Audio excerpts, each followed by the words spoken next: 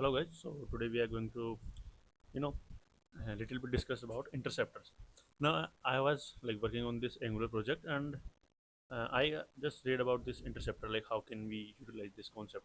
So the idea is interceptor, as you can understand from the word itself, is that intercepting something in a good way, like for our use case. Okay, so it, it does that.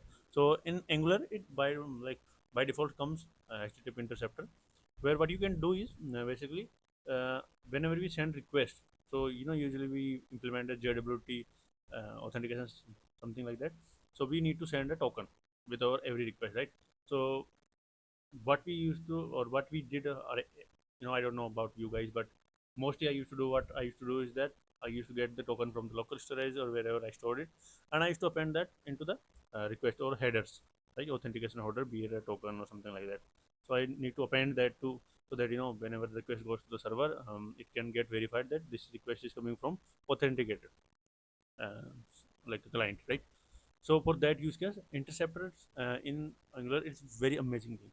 See what basically it does is you can attach those tokens in a one place, and whenever you use this app.get or whatever, whenever you are calling the API, you don't have to attach it manually every time. Like you just can just request the resources, and whenever you send the request, it will automatically will be attached to it through interceptors. Like obviously you have to write the code, like how you are getting that from the local storage and all, but this idea is very important. So in the Angular you have by default, but if you are using the React and or pure JavaScript, so what you can do is it's like simple function, or especially if you use that Axios. So what you can do is you can get this, like in an IPS, like in Axios library, if you remember in front end. I'm sure you guys remember that, but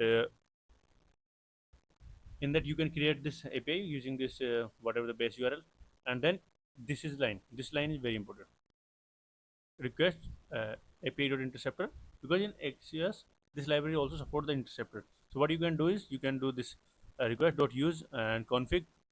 This is a callback function, and then you can get the local storage from your um local storage. And if the token exists, you can just attach config.headers.authorization bearer and token. So what, and whenever then exported this API, you can build this in a util functions or anywhere you like, and then all you have to do is api.get. That's all. Or api.post or api.put, and this authorization or token will be get attached to that request whenever you send the request. And isn't it amazing, guys?